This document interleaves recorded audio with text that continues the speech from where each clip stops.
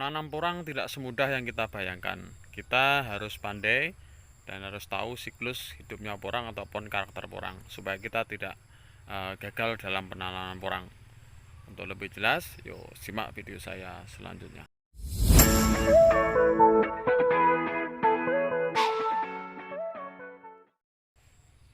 Halo Sobat Tani dimanapun Anda berada yang setia menyimak masih di channel saya Erwin Jabung. Assalamualaikum warahmatullahi wabarakatuh. Di kesempatan sore ini kita masih diberikan umur panjang, sehat jasmani rohani, hingga kita masih berbagi pengetahuan ataupun sharing seputar tentang porang. Ini saya sedang berada di lahan yang nomor 2. Ini tumbuhan kemarin ditanam dari biji umbi.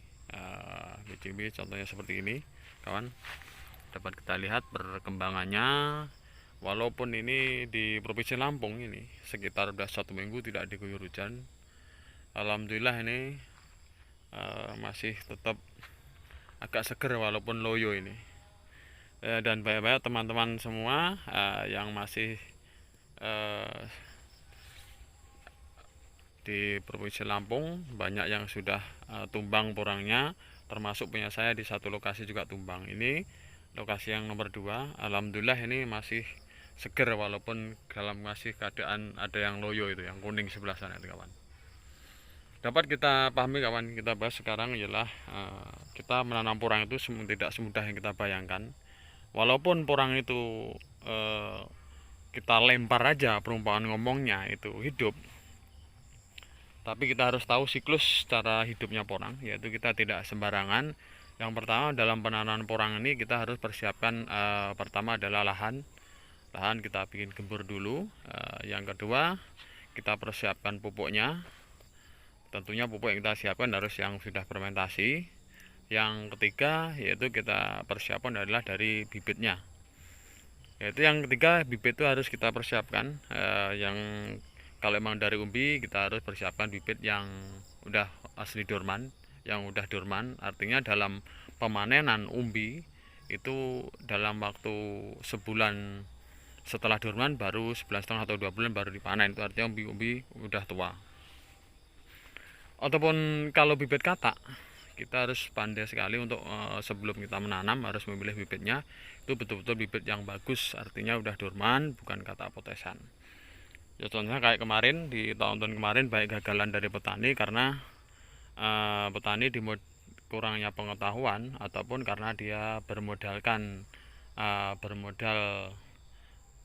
kadang bermodal nekat karena tergiur dari nilai hasil dari porang penanaman. Memang betul, porang sendiri adalah memulai nilai jual ataupun nilai yang tinggi karena dilihat dari segi umbinya juga kita dapat menghasilkan uang, kita jual kalau udah panen. Terus dari segi kataknya, bubil kataknya contohnya seperti ini, kawan. Ini masih baru mulai ada nih tanda-tandanya. Ini kita bisa kembangkan untuk persiapan penanaman di tahun depan. Jadi kita cukup membeli 1 kali dan kita panen berkali-kali. Contohnya seperti ini lahan saya yang nomor 2. Ini saya tanam dari bibit umbi. Jadi intinya kita untuk berbudidaya porang itu tidak semudah yang kita bayangkan, kawan.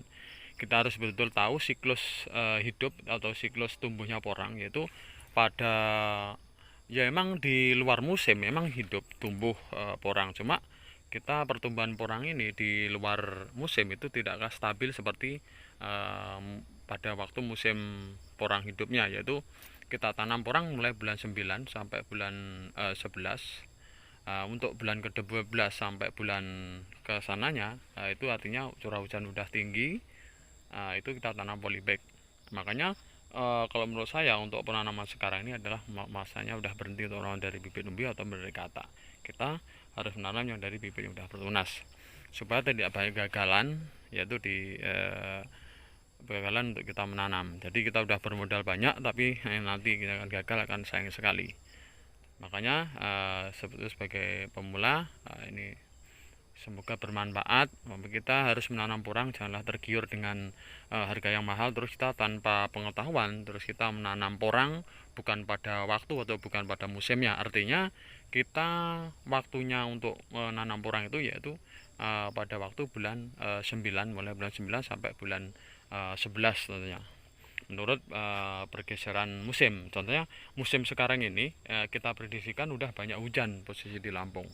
Contohnya di tempat saya ini udah 5 hari ini belum terkena hujan, dan ini sebagian yang sebelah sana itu udah pada agak kuning kawan ini.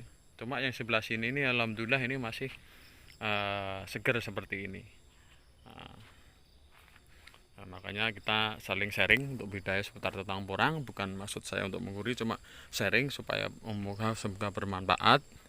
Jadi kita untuk budaya porang itu tidak segampang atau semudah kita bayangkan. Harus kita melewati dari berbagai faktor. Yang pertama yaitu kita persiapkan lahannya dulu. Yang kedua kita persiapkan pupuknya. Yang keempat kita siapkan bibitnya. Yang kelima yaitu yang keempat kita penanaman porang itu harus mengikuti musim. Tidak bisa kita harus istilahnya menanam porang sesuka hati. Karena apa? Akibatnya nanti pertumbuhan porang tidak akan sempurna. Karena kalau kita tidak akan sempurna, dan banyak sekali kawan pada tahun-tahun kemarin itu banyak kegagalan di lingkungan petani, khususnya pemula, karena mereka terlalu ambisi, jadi tergiur oleh penghasilan porang. Jadi bukan musimnya tanam, dia nanam artinya bukan musimnya kita tanam umbi ataupun katak terus kita menanam polybag. Terus waktu kita menanam polybag, dari kebalikannya dia menanam katak atau umbi, itu akan sangat kebalik sekali dan akan mengakibatkan kegagalan panen. Jadi kita menanam porang ini memang betul tidak semudah kita bayangkan. Harus kita benar-benar kita pahami dari segi siklus hidupnya ataupun dari karakter porang itu sendiri. Mungkin hanya itu video saya, semoga bermanfaat. Kurang lebih mohon maaf. Assalamualaikum warahmatullahi wabarakatuh.